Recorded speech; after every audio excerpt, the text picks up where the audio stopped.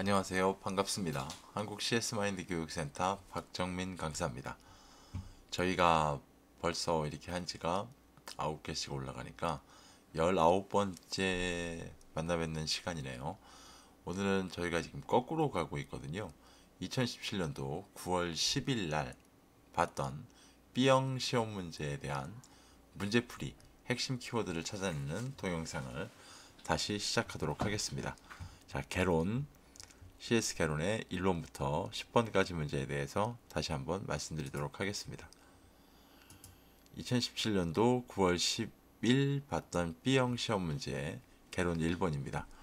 다음 중 제품 구매나 사용 시 소비자가 지각하는 위험 요인과 가장 거리가 먼 것. 자, 소비자가 지각하는 위험 요인이라고 하는 것은 저희 교재에 총 6가지 정도가 표시가 되죠. 그래서 6가지 요인 중에 거리가 먼 건 뭡니까? 라고 언급을 지금 하고 있고요. 밑에 보기 5가지 중에 한 가지를 골라내셔야 되는데, 심리적 위험. 자, 이거는 이제 나한테 내 이미지에 구매한 상품이 부정적 영향을 미칠 수 있는가라는 걸 걱정하는 위험이죠. 사회적 위험. 이건 뭐죠? 네, 준거 집단. 내 기준이 되는 준거 집단으로부터 부정적 평가를 받을 위험. 이거 사회적 위험입니다. 신체적 위험. 이건 뭐죠? 네, 내가 이거 샀다가 내가 해를 입을 가능성이 있으면 안 되잖아요. 의존적 위험. 네, 이건 해당하지 않죠. 그 다음에 나오는 거 재무적 위험. 의사결정 잘못으로 입게 될 내 금전적 손실을 얘기합니다.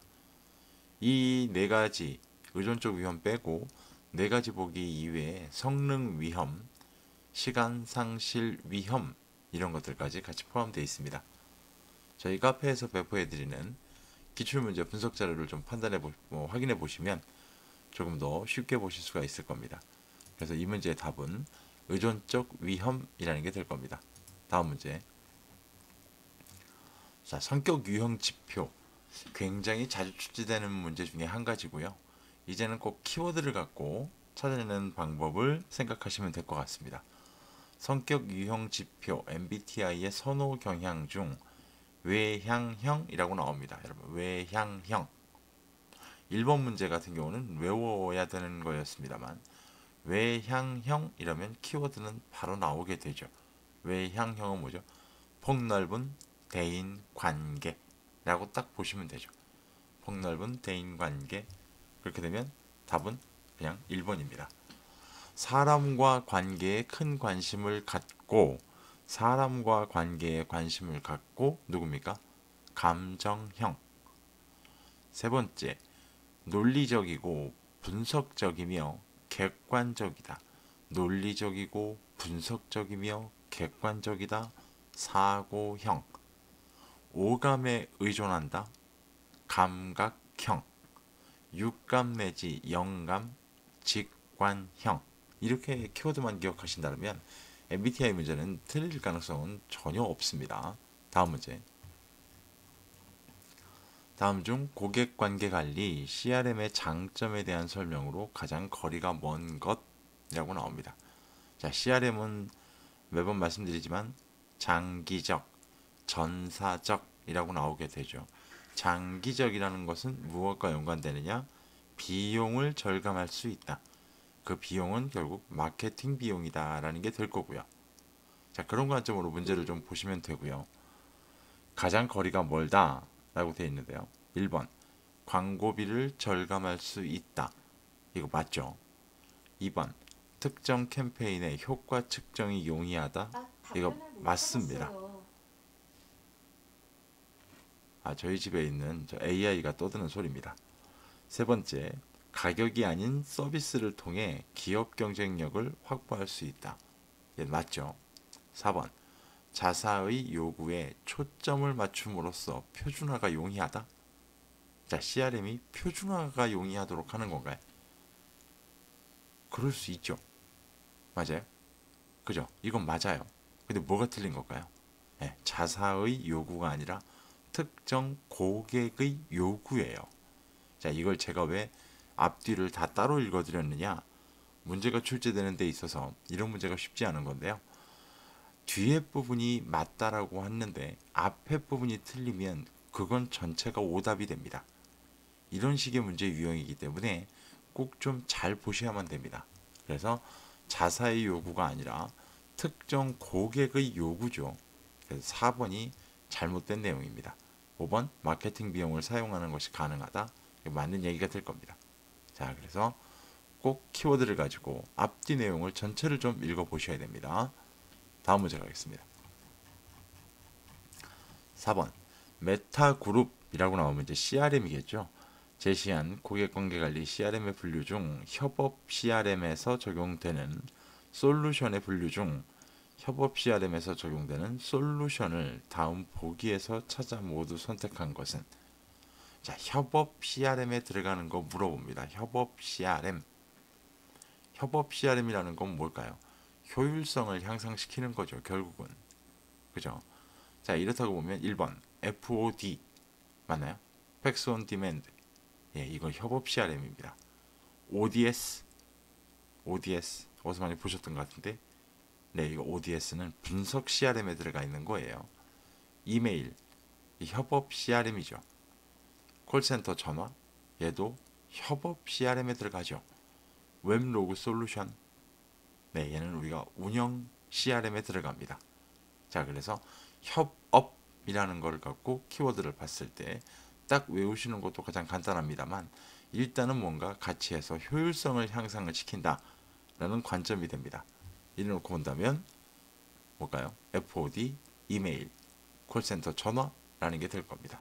자, 이렇게 따지면 정답은 2번 가다라 라는 관점이 되죠. 살짝 좀 외우셔야만 해결이 가능한 문제들이 출제가 되고 있는 경향을 그대로 보실 수 있습니다. 5번 문제, 고객관계관리 CRM의 전략 수립과 관련해 고객 분석에 있어 고객을 평가하는 방법 중 다음 보기의 설명에 해당하는 것은 무엇입니까? 보기, 최근성, 얼마나 최근에 와서 구매하셨나요? 거래 빈도, 얼마나 자주 구매하세요? 구매 금액, 얼마나 큰 금액으로 구매합니까? 답이 나왔죠. 최근성, 리센시, R, 거래 빈도, 프리퀸시, F, 구매 금액, 모네타, M. 자, 결국은 위에 나와 있는 보기에 대한 설명은 고객 분석 방법 중에 RFM 분석이 됩니다. 네, RFM 분석. 3번에 있는 리스크 스코어, 이거 위험성 점수라고 나와 있는 거고요. 커버리지 스코어, 이거 커버리지 점수를 정답으로 하기 위해서는 고객 점유율이라는 설명이 아마 나올 겁니다. 자, 그 다음에 마지막에 있는 거 수익성 점수라고 얘기를 하죠. 이건 매출액, 순이익, 거래 기간 등의 키워드가 나오게 될 겁니다. 그런 방식으로 기억하시면 쉽게 해결이 됩니다. 다음 문제. 고객관계관리 CRM 전략 수립 단계 중 다음 보기에 가로 안에 들어갈 내용으로 올바른 것은 환경 분석, 고객 분석, 전략 방향 설정, 마케팅 제안 결정, 개인화 설계. 자, 마지막에 하우에 해당하는 거겠죠. 환경 분석은 우리가 알고 있는 시장 분석한다는 얘기일 거고요. 한 걸음 더 들어가면 시장 안에 있는 한 사람 한 사람의 고객 분석해야 되고요. CRM 전략 방향 설정은 뭐죠? 고객 옆으로 가기 위한 방법을 찾아내야 됩니다. 그 다음에 마케팅 제안 결정, 이거 뭐예요? What, 무엇을 줄 것인가. 다섯 번째 개인화 설계, 뭐예요? 무엇을 줄 거면 뭐해라? 기왕이면 고객한테 맞춰서 줘라. 마지막엔 뭐예요? what이 나왔으니까 어떻게 줄 것이냐. 어떻게 줄 것이냐에 해당하는 거 뭘까요? 마지막에 대화 설계가 될 겁니다. 자, 이런 문제 같은 경우는 문제 유형만 좀 어렵게 보이는 거지 굉장히 수월한 문제 중에 한 가지입니다. 다음 문제. 다음 중 고객관계 관리의 성공 요인으로 가장 거리가 먼 것. 자, 제가 아까 앞에 문제에서 전사적, 장기적이라고 말씀을 드렸죠. 자, 쭉 보시면 1번 적절한 팀을 구성해야 합니다. 맞나요? 네, 이거 맞죠. 두 번째, CRM 도입에 따른 확실한 비전을 확립해야 된다. 장기적 비전이 있어야죠. 세 번째, 최고 경영자의 확신과 적극적인 지원이 있어야 된다. 전사적이어야 한다고 말씀드렸잖아요. 4번. 고객 중심의 업무 절차를 통해 CRM을 구현해야 된다. CRM, 고객관계관리, 결국 고객 중심일 수밖에 없어요. 5번. 업무 추진의 일관성을 위해 일체의 파트너 선정을 배제해야 한다. 이건 좀 말이 좀 이상하죠. 이 자체만으로. 그래서 5번. 왜 그러냐면 적절한 파트너사를 선정해야 하거든요. 기본적으로 봤을 때. 자, 이런 방식으로 해결하실 수가 있을 것 같습니다. 다음 문제. 휴스턴과 레빙거가 제시한 인간관계 형성 단계 중 다음 보기의 설명에 해당하는 것은 무엇입니까? 보기를 좀 볼까요? 두 사람 사이에 직접적인 교류가 일어나는 단계입니다. 직접적인 교류라는 걸 좀 보셔야죠. 두 번째, 공정성과 호혜성이 관계 유지의 주요 요인으로 작용한다. 자, 보세요. 호혜성이라는 말이 튀어나오기 시작합니다. 자, 그 다음 거 볼까요? 상대방의 인격적인 특성보다 역할이 중시되므로 친밀감이나 상호 의존성이 증진되기 힘들다. 자, 잘 보시면 세 가지 보기 중에 직접적 교류가 일어납니다. 거기에 호혜성이 자리 잡고 있습니다. 자, 이렇게 된다면 결국은 뭘까요? 세 가지 단계 중에 첫 번째, 인상 형성 단계는 직접적 접촉이 일어나지 않죠. 교류가 일어나지 않아요. 친밀한 사적 단계는 호혜성이 무너질 거예요. 그러면 뭐밖에 없을까요? 네, 피상적 역할 단계.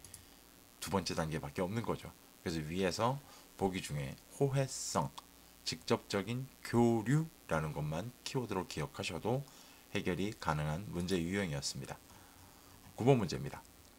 넬슨 존스가 제시한 인간관계 심화 요인 중 다음 보기의 설명에 해당하는 것은 인간관계에서 보상이 서로 균형 있게 교류되는 것으로 긍정적 보상의 영역이 넓어지고 인간관계는 더 심화된다라고 나옵니다. 자, 여기서 잘 보시면 서로 어떻게 균형 있게 교류된다. 균형 있게 교류된다 라는 것만 키워드로 기억하셔도 답은 뭐가 될까요? 네, 상호성이라는 게 만들어질 겁니다. 상호성. 이런 관점으로 좀 기억을 하셔야 됩니다. 자, 그래서 규칙이라는 것만 좀 잠깐 보고 넘어가면 인간관계에서 서로의 역할과 행동에 대해 명료하게 설정된 이 기대나 지침을 의미한다라는 걸 우리가 규칙이라고 하게 되는 겁니다. 자, 다음 문제. 대인지각 왜곡 유형 중 다음 보기의 설명에 해당하는 것은 보기, 매력적인 짝과 함께 있는 사람의 사회적인 지위나 가치가 높게 평가되어 자존심이 고양되는 현상을 의미한다. 여기 잘 보세요. 매력적인 짝과 함께 있는 사람의 사회적인 지위나 가치가 높게 평가된다. 자, 그래서 유명인과 사진을 찍으려 한다. 저 사람의 능력과 영향이 나한테까지 미쳐온다. 이걸 우리가 뭐라 부릅니까? 옆 사람으로부터 오는 거? 네, 방사 효과라고 부르게 됩니다. 뭐 최신 효과, 판단을 함에 있어서 최근 제공된 정보에 더 큰 비중을 두는 거죠. 대조 효과, 뭐예요? 네, 최근에 주어진 정보와 비교해서 판단하는 경향. 투영 효과, 뭐죠?